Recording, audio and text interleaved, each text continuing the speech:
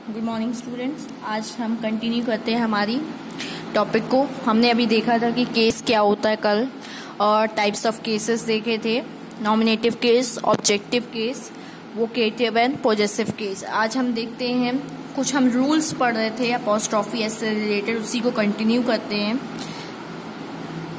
Page number 5 point when two nouns are in apposition apostrophe s is added to the appositive word, appositive not to the noun। मतलब opposition का मतलब क्या होता है, जब एक वर्ड दूसरे वर्ड की रेफरेंस देने के लिए यूज किया जाता है। देखिए इसमें दिया हुआ that is Tagore, the poets house. यहाँ पे टैगोर का ही बताया जा रहा है कि उसका हाउस, पोएट इसी के लिए यूज किया गया है, टैगोर के लिए। तो यहाँ पे पोएट्स में हमने अपॉस्ट्रोफी लगाई है। I drove my best friend, या माई बेस्ट फ्रेंड किसका नाम बताया जा रहा है, बेंस का, तो बेंस में हम अपॉस्ट्रोफी लगाएंगे।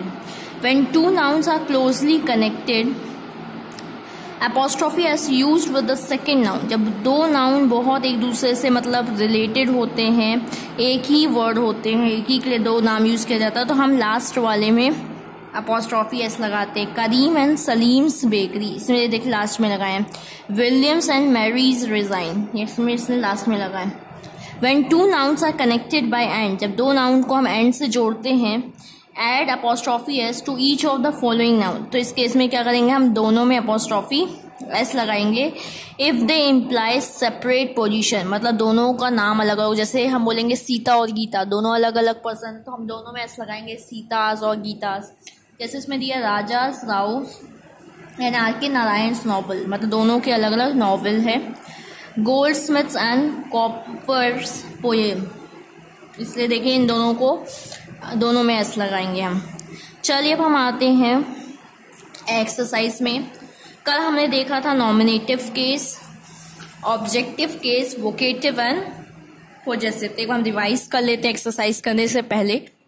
देखिए नॉमिनेटिव केस क्या होता है, जब नाउन को हम सब्जेक्ट के तौर पे यूज करते हैं ऑफ अ वर्ब के, तो उसे हम कहते हैं नॉमिनेटिव केस। और इसमें हम हु लगा के क्वेश्चन करेंगे, अगर हु का आंसर मिलता है तो वो कौन सा केस होता है, नॉमिनेटिव केस होता है। फिर हमने ऑब्जेक्टिव केस देखा था, जब हम नाउन को ऑब्जेक्ट के तौर पे यूज करते हैं किसी वर्ब का, तो उसे हम कहते हैं ऑब्जेक्टिव केस। और इसमें हम वॉट लगा के क्वेश्चन करते हैं और हमें अगर वॉट का आंसर मिलता है तो वो होता है ऑब्जेक्टिव केस। फिर हम आते हैं वोकेटिव में। वोकेटिव में क्या होता है, हम किसी को एड्रेस करते हैं, हम किसी को कमांड करते हैं, हम किसी की बातें कर रहे होते हैं, तो वो होता है वोकेटिव केस। और जब पोजीशन की बारी आती है, तो पोजीशन का मतलब होता है ओनरशिप दिखाना, किसी का वो दिखाना कि इसका सामान। चलिए हम स्टार्ट करते हैं हमारी exercise. Page number 5 question number first, mention the case of the underline noun. यहाँ पे आपको नाउन अंडरलाइन करके दिया गया है और उसका केस बताना है कि कौन सा केस है। 4 केस हैं, nominative, vocative, objective and possessive case. In the following sentence, देखिए हम पहला रीड आउट करते हैं, the king kill the lion. देखिए यहाँ पे हमें 2 वर्ड दे रखा है, एक किंग दे रखा है, एक लायन दे रखा है। तो देखिए अब हम यहाँ पे, हमको पता है कि नॉमिनेटिव के लिए, नॉमिनेटिव मतलब होता क्या है, जब नाउन, जब सब्जेक्ट के जैसे नाउन, जब नाउन को हम सब्जेक्ट के जैसे यूज करते हैं किसी वर्ब के, तो उसे कहते हैं हम नॉमिनेटिव केस।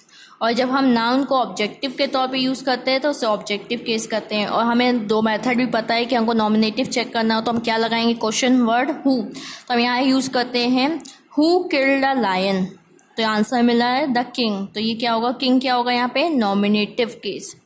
और हमको पता है कि ऑब्जेक्टिव के लिए हमें वॉट लगाना पड़ता है, the lion killed the what, तो यहाँ पे the lion, sorry the king killed what, the king killed lion, तो ऑब्जेक्टिव क्या होगा, लायन होगा।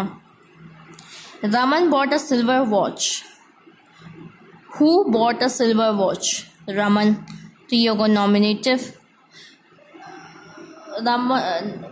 What, Raman bought a silver watch, तो ये ऑब्जेक्टिव होगा। मतलब यहाँ पे रमन सब्जेक्ट के तौर पे यूज हो रहा है, ये होगा नॉमिनेटिव केस। और यहाँ पे जो वॉच है वो ऑब्जेक्ट, वॉच नाउन है और नाउन ऑब्जेक्ट के तौर पे यूज हो रही है, तो क्या होगा, objective case. The policeman caught the thief, the policeman, who caught the thief, the policeman answer मिल रहा है, तो ये पुलिसमैन क्या होगा, नॉमिनेटिव केस होगा।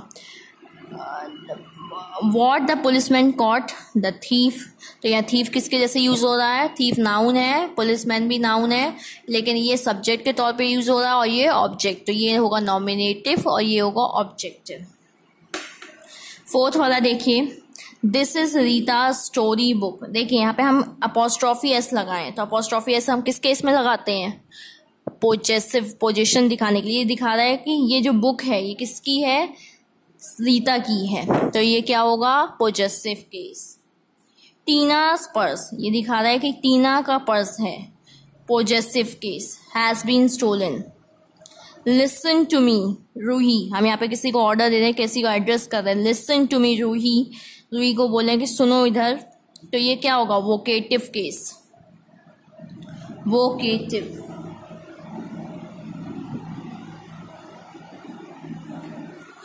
फिर दिया हुआ है वेयर आर यू गोइंग बडी, हम किसी को पूछ रहे हैं, किसी को नाम लेके बोल रहे हैं कि तुम कहाँ जा रहे हो, तो ये भी क्या होगा, वोकेटिव केस होगा। ओ गॉड प्लीज हेल्प मी, हम लोग गॉड को बोल रहे हैं, एड्रेस कर रहे हैं कि भगवान प्लीज हमारी मदद करो, तो ये भी क्या होगा, वोकेटिव केस होगा। फिर देखिए 9th वाला क्या बोला है, what are you doing here boys, हम बॉयज को इंडिकेट कर रहे हैं कि तुम लोग यहाँ क्या कर रहे हो, तो ये क्या होगा, वोकेटिव केस होगा। Don't go out in the rain Bob, हम बॉब को बोल रहे हैं कि बाहर मत जाओ, बारिश हो रही है, तो ये भी क्या होगा, वोकेटिव केस होगा। जब नाउन सब्जेक्ट के तौर पे यूज होता है तो वो नॉमिनेटिव केस होता है, और जब नाउन ऑब्जेक्ट के तौर पे यूज होता है तो वो ऑब्जेक्टिव केस होता है। जब हम किसी की पोजेशन दिखाते हैं, ओनरशिप दिखाते हैं, तो वो पोजेसिव केस होता है। जब हम किसी की तरफ इंडिकेट कर रहे होते हैं, एड्रेस कर रहे होते हैं, तो वो कौन सा केस होता है, वोकेटिव केस होता है। Thank you.